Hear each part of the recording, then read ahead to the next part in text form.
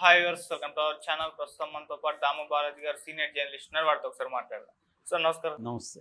Sir, junior NTR గారు recent గా కొండా సురేఖ గారు సమంత గారిపై చేసిన కామెంట్స్ పైన ఆయన రియాక్ట్ అయ్యి ఒక ట్వీట్ చేయడం మనం చూసాం సార్. అయితే ఇప్పుడు ఆయన పైన దీని పరంగా కూడా విమర్శలు అయితే వస్తున్నాయి, ట్రోలింగ్ కి గురవుతున్నారు సార్. అయితే ఎందుకు ఈ విధంగా ట్రోలింగ్ చేస్తున్నారు? ఆయన పాజిటివ్ గానే రెస్పాన్స్ అయ్యారు, ఇండస్ట్రీ తరపు నుంచి రెస్పాండ్ అయ్యారు కదా, అయినా కూడా ట్రోల్ చేస్తున్నారు. అసలు ఈ ట్రోల్ చేసే వాళ్ళు ఎవరు, ఎందుకు చేస్తున్నారు సార్? ట్రోల్ చేసేవాళ్ళు ఎవరంటే ఆబ్వియస్, జూనియర్ ఎన్టీఆర్కి ఎవరు వ్యతిరేకులో వాళ్ళే ట్రోల్ చేస్తారు. ఎవరు వ్యతిరేకులు?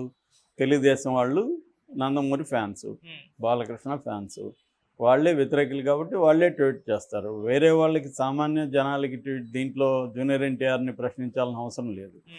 అంటే జూనియర్ ఎన్టీఆర్ని ఇలాగ ట్రోల్ వెనక ఒక కాంటెక్స్ట్ ఉంది. అదేంటంటే గతంలో ఇంతకంటే ఘోరంగా భువనేశ్వరి గారిని అసెంబ్లీలో కావచ్చు, బయట కావచ్చు, వల్లభనేని వంశీ, కొడాలి నాని లాంటి వాళ్ళు ఘోరంగా మాట్లాడారు. లోకేష్ పుట్టుక గురించి, ఆమె గురించి చాలా నీచంగా మా వైసీపీ వాళ్ళు ప్రచారం చేశారు. దాంతో ఫోటోలు పెట్టారు. ఒక పక్క ఆయన ఎవరో ఫోటో పెట్టి దాన్ని లోకేష్ పెట్టి ఇద్దరు సేమ్ అని ఇవన్నీ చేశారు. దానికి తెలుగుదేశంలో కూడా అదేవిధంగా జగన్కి ఆయన ఎవరు సూరి అని ఉండేవాడు, ఇలాగ వాళ్ళు కూడా చేశారు. వాళ్ళేం తక్కువ లేదు, వాళ్ళు కూడా అదే పద్ధతిలో చేశారు. ఏదేమైనా ఈయన పాయింట్ ఆఫ్ వ్యూ నుంచి చూసుకున్నప్పుడు తనకి మేనత్ అవుతుంది భువనేశ్వరి. చంద్రబాబు, నందమూరి ఫ్యామిలీ ఇతని పట్ల ముందు నుంచి కూడా ఒకే రకంగా లేదు. అవసరం మేరకి వాళ్ళు ఫస్ట్ ఇతను తొక్కేసి తన జీవితాన్నే నాశనం చేశారు, మొగ్గలోనే తుంచాలని నందమూరి ఫ్యామిలీ కానీ, కమ్మ సెక్షన్ కానీ బిగినింగ్లో అనుకునింది. ఇతన్ని పైకే తీసుకురాకూడదు అనేది అనుకునింది. ఆ తర్వాత చంద్రబాబుకి అవసరమైంది. ఎందుకంటే ఇతను ఆల్రెడీ అదేదంటారు, అనేక తుఫాన్లు, వరదలు అన్నిటినీ తట్టుకొని మొలక పైకెత్తి ఒక చెట్టులాగా ఎదిగేసరికి ఆ చెట్టు నీడ కిందకు పోతారు చాలామంది అని. ఒకప్పుడు మొలకను తుంచేయాలనుకున్న వాళ్ళు కూడా చెట్టు నీడకి వెళ్తారని, అట్లాంటి ఒక కథ ఉంది.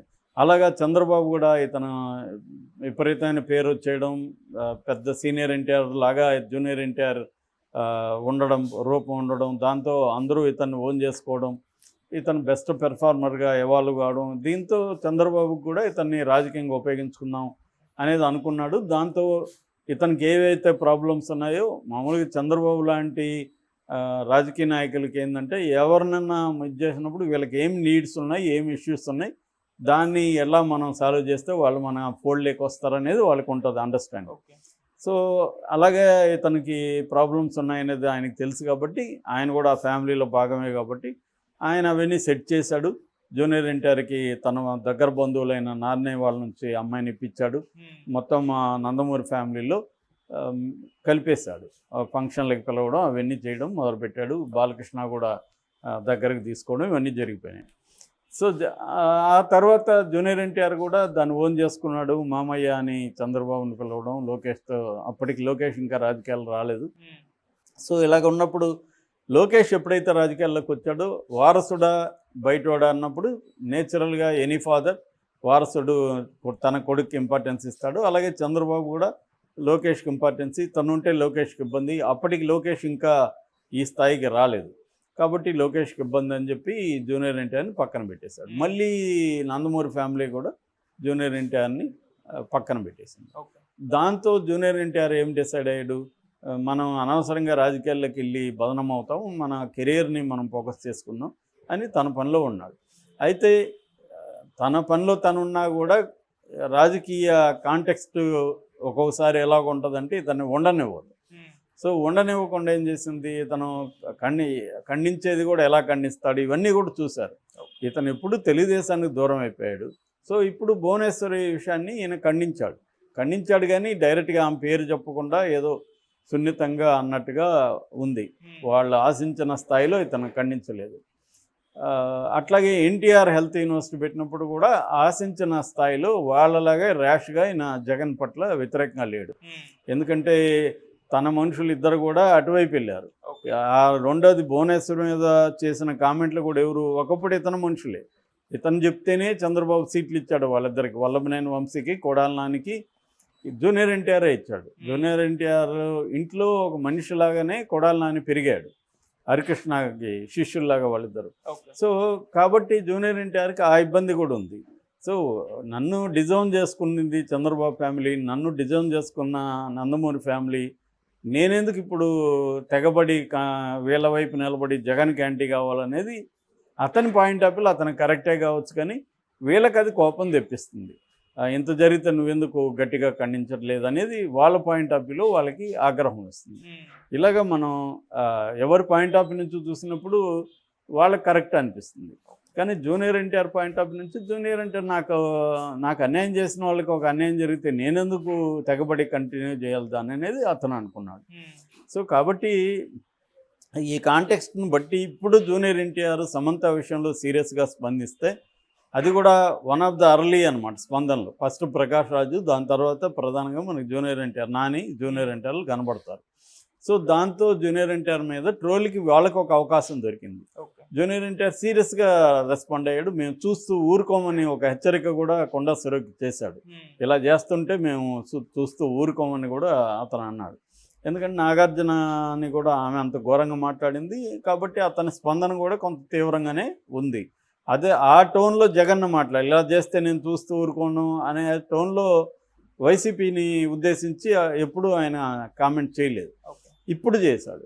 సో నేను ఇందాక వేరే వీడియోలో కూడా చెప్పా, ఇప్పుడు ఇండస్ట్రీకి అందరికి కోపం రావడానికి ఒక నేపథ్యం అయితే ఉంది ఇక్కడ. ఈయన రేవంత్ రెడ్డి వచ్చి 300 రోజులైంది. ఈ 300 రోజుల్లో సినిమా ఇండస్ట్రీకి రేవంత్ రెడ్డి వ్యతిరేకం అన్నట్టుగా కొన్ని సిగ్నల్స్ వెళ్ళాయి. ఫస్ట్ గద్దర్ అవార్డ్స్, అది ఎవరికి ఇష్టం లేదు, దాని మీద రేవంత్ రెడ్డి సినిమా ఇండస్ట్రీ నిందిస్తూ మాట్లాడాడు. తర్వాత డ్రగ్స్ విషయంలో రేవంత్ రెడ్డి సినిమా ఇండస్ట్రీకి వార్నింగ్లు ఇచ్చాడు.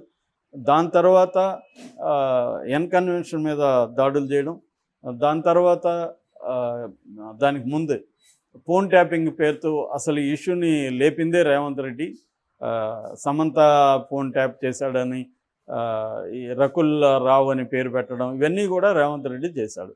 అంటే క్లియర్గా రేవంత్ రెడ్డి సినిమా ఇండస్ట్రీని, తర్వాత కన్వెన్షన్ దగ్గర నుంచి నాగార్జున్ని టార్గెట్ చేయడం అనేది మనకు కనబడుతుంది. అంటే వాళ్ళ టార్గెట్ చాలామంది అనుకుంటారు వాళ్ళ టార్గెట్ కేటీఆర్ అని. కేటీఆరే కాదు రేవంత్ రెడ్డి టార్గెట్, నాగార్జున కూడా. సో అందుకని ఇద్దరిని కలిపి చేశాడు. సో ఇప్పుడు దానికి అనుగుణంగానే ఈమె ఇంకా రెచ్చిపోయి దాన్ని ఎక్స్ట్రీమ్కి తీసుకెళ్ళినప్పుడు రేవంత్ రెడ్డి కనీసం ఆమెను ఆపుంటే ఆమె ఈ పాటికి సారీ చెప్పి సైలెంట్ అయ్యేది. కానీ ఆమె సారీ చెప్పలేదు. నా వాక్యాలని నీ గురించి చెప్పిన వాక్యాలను విరమించుకుంటున్నానని సమంతకు చెప్పింది. కానీ ఇంకా మళ్ళీ మాట్లాడింది. సమంత వాళ్ళిద్దరూ మరి ఎందుకు విడాకులు తీసుకున్నారు, కారణం చెప్పలేదు కదా, కారణం చెప్పకపోతే ఇండస్ట్రీ నుంచి నాకు ఇలాంటి ఇన్ఫర్మేషన్ వచ్చింది కాబట్టి నేను చెప్పాను అని మళ్ళీ సమర్థించుకుంటుంది. వాళ్ళు ఎందుకు కారణం చెప్పాలి? ఇప్పుడు ఎవరో ఒక ఇద్దరు భార్యాభర్త విడిపోతే వాళ్ళు నాకు కారణం చెప్పలేదు కాబట్టి నేను అనుకున్న కారణం నేను అందరికీ చెప్తానంటే అది ఎట్లా కరెక్ట్? వాళ్ళు నీకు తెలుసా అఫీషియల్గా వాళ్ళు ఎందుకు విడిపోయారో నీకు చెప్పారా? 1,00,000 కారణాలు ఉంటాయి, 1,00,000 సమస్యలు ఉంటాయి, కంపాటబిలిటీ ఇష్యూలు ఉండొచ్చు, ఒకరొకరు వాళ్ళ అనుకున్నట్టుగా ఎదుటి వాళ్ళు బిహేవ్ చేయలేకపోవచ్చు, ఒకరు ఇంకొకరిని కంట్రోల్ చేయడానికి రావచ్చు, ఆర్థిక కారణాలు ఉంటాయి, రకరకాల ఇష్యూస్ ఉంటాయి. సో వాళ్ళు చెప్పదలుచుకోలేదు బయట ప్రపంచం. మేము విడిపోతున్నాము అని చెప్పారు, విడిపోయారు. ఎవరి దీంట్లో ఎవరి లైఫ్లో వాళ్ళు ఉన్నారు. నాగార్జున వాళ్ళు కూడా బాధను వ్యక్తం చేశాడే కానీ ఇంటర్వ్యూల్లో కూడా ఆయన ఎప్పుడు వాళ్ళిద్దరు విడిపోయిన వల్ల మేము ఎంత ఇబ్బందులు పడ్డాము, మాకు ఎంత బాధ అయింది, మా కొడుకు నాగ చైతన్య కూడా ఎంతో బాధపడ్డాడని చెప్పాడు తప్ప ఎక్కడ ఆ అమ్మాయి మీద ఇండైరెక్ట్గా కూడా ఆ అమ్మాయి మాలో కలవలేకపోయిందనో ఇంకోటో ఇండైరెక్ట్గా కూడా ఆయన సమంతని ఒక చిన్న మాట కూడా అనలేదు. సో వాళ్ళు ఆ రకంగా ఉన్నప్పుడు మనకేం పని, అసలు వేరే వాళ్ళకి ఏం పని వాళ్ళిద్దరి గురించి? ఇక్కడ ఇబ్బంది వస్తుంది. దీంతో ఈమె రెచ్చిపోవడానికి కారణం, సారీ చెప్పకపోవడానికి కారణం ఈమె వెనక రేవంత్ రెడ్డి ఉన్నాడు అన్న ఇది వినపడుతుంది. అందుకని ఇప్పుడు ఇదంతా కూడా వీళ్ళు ఏం చేస్తున్నారు, ఇప్పుడు రేవంత్ రెడ్డిని సపోర్ట్ చేయడం తెలుగుదేశానికి అవసరం, అట్టని ఇండస్ట్రీలో అందరి మీదకి రాలేరు వాళ్ళు. కాబట్టి ఎన్టీఆర్ మీదకి వచ్చారు. ఎన్టీఆర్కి కాంటెక్స్ట్ ఉంది కాబట్టి నువ్వు గతంలో ఎందుకు జగన్ అంటే నీకు భయమా, జగన్ అంటే అదే ఇదే, జగన్ అంటే భయమా ఇదని కాదు, జగన్ని ఎందుకు వ్యతిరేకం చేసుకోవాలి వీళ్ళ కోసం? వాళ్ళు నిన్ను ఓన్ చేసుకోలేదు, పైగా నీకు అన్యాయం చేద్దారు, యూజ్ అండ్ త్రో లాగా చేశారు చంద్రబాబు. ఆయన కారణాలు ఆయనకు ఉండొచ్చు, నేను ఆయనేం అనట్లే. కానీ ఈయన పాయింట్ ఆఫ్ వ్యూలో మనం ఉంటే ఏం ఆలోచిస్తాము? అలాగే ఎవరైనా అలాగే బిహేవ్ చేస్తారు. నన్ను డిజోన్ చేసుకొని నన్ను అవమానించిన వాళ్ళకి ఒక సమస్య వచ్చినప్పుడు నేనెందుకు వెళ్ళాలి అనేది ఎవరైనా అనుకుంటారు. కాబట్టి జూనియర్ ఎన్టీఆర్ని ట్రోల్ చేయడం అనేది వాళ్ళకి పొలిటికల్గా అవసరం. జూనియర్ ఎన్టీఆర్ స్పందించడం, జూనియర్ ఎన్టీఆర్కి ఒక సినిమా